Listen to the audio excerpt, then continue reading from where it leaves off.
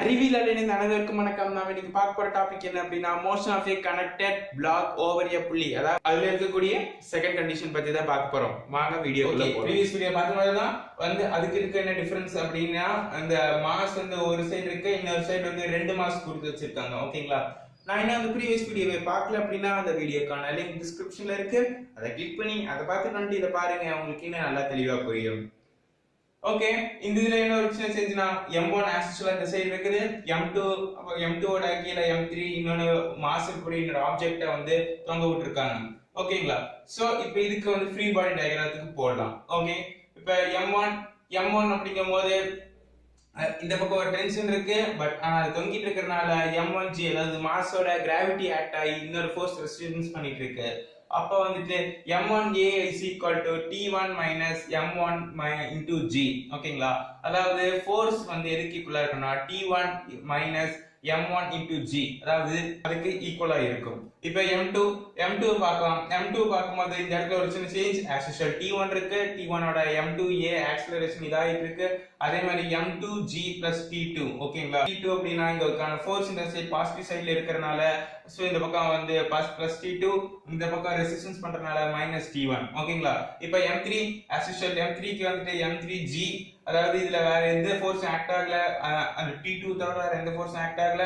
So m3g minus t2. ஓகேங்களா? இப்போ இதெல்லாம் மாஸ்க்கு கால்குலேட் பண்ணிருக்கோம். அதே மாதிரி இப்போ நம்ம புள்ளிக்கு கால்குலேட் பண்ணலாம். புள்ளி இங்க இருக்கு. சோ புள்ளி நம்ம t3 ன்னு சொல்லிருக்கோம். So t3 minus 2t1. ஓகேங்களா? இங்க ஏன் 2t1 2t1 அப்படி போடுறோம் அப்படினா இங்க ரெண்டு t1 இருக்கு.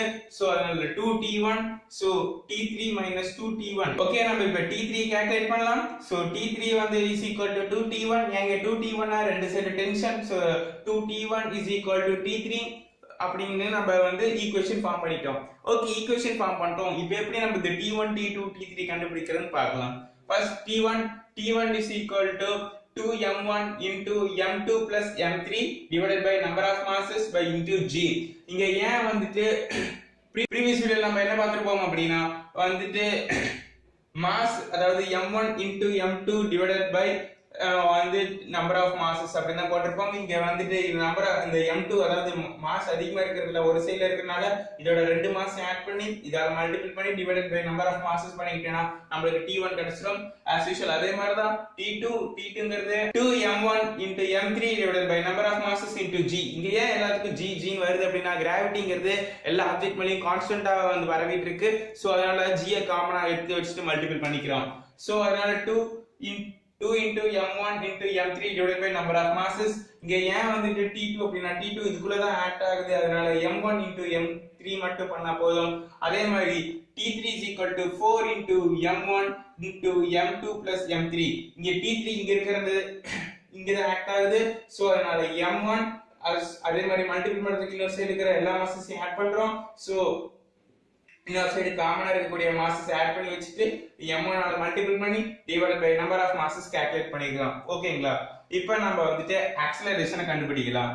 ஆக்ஸலரேஷன் previous வீடியோல சொன்ன மாதிரி தான் force divided by number of masses. ஓகேங்களா? இப்போ இங்க ஃபோர்ஸ் எப்படி கால்குலேட் பண்றது அப்படினா m2 plus m3 minus m1. ஓகேங்களா? இங்க ஏன் இப்படி m1 னா இந்த சைடு மாஸ் அதிகமா இருக்கு. சோ அந்த மாஸ் அதிகமா இருக்கிறத நாம ஆட் பண்ணி இந்த மாஸ் கம்மியா இருக்கறத மைனஸ் பண்ணி கிராவிட்டியோட மல்டிபிள் பண்ணிக்கிறோம். ஏன் இங்க கிராவிட்டியோட மல்டிபிள் பண்றோம் அப்படினா ஏனா கிராவிட்டி காமனா இருக்கு. சோ